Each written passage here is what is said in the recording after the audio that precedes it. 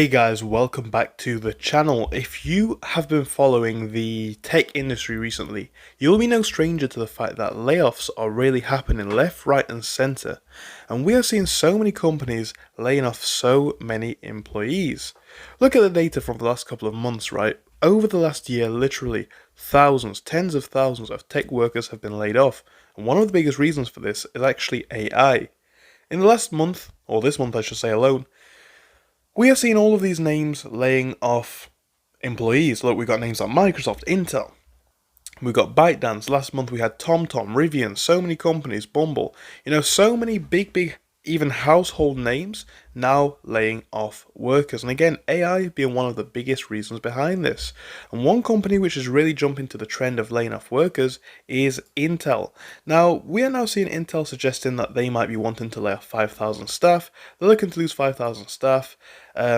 The sources tell them that it's mostly back office staff who will let go, and the mood in the office is very pessimistic. So, Intel documents have been filed, and they reveal plans to fire around 5,000 staff, mostly in California and Oregon.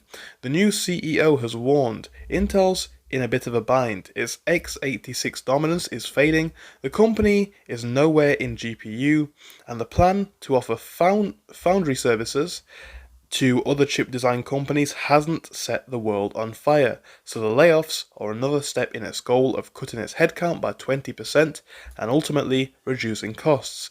It seems blatantly obvious at this point that Intel is having a number of issues, and subsequently they are looking to cut costs in some way, and it appears that staff is going to be one of the first things to go, as it often is. It's one of the things that companies can save a lot of money on, save a lot of effort on, but unfortunately, it does affect real people and real livelihoods. Anyway, let's read on.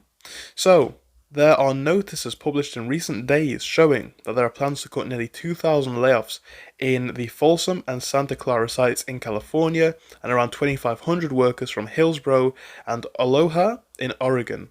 So, this is nothing new, but the trend really does continue. So the local media in Arizona has also reported that there will be a rise in previously planned 170 to nearly 700 people. Texan employees are also reportedly being told that they are surplus to requirements. Meanwhile in Israel, where Intel has developed its Middle Eastern fabrication business, hundreds of people are also apparently being let go.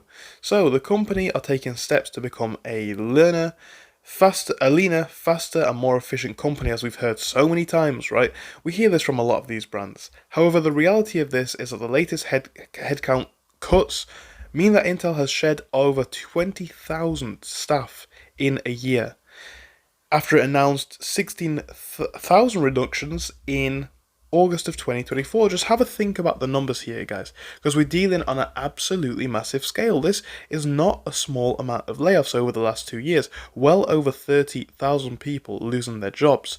And this is just a broader trend, as I say, which is really taking shape in tech right now. It's very scary times for people employed in this sector, and it's very tragic to watch. I want to hear you guys' opinions on this in the comments, so do make sure to leave me one. Thank you for your time, and I hope I'll see you again soon. Goodbye.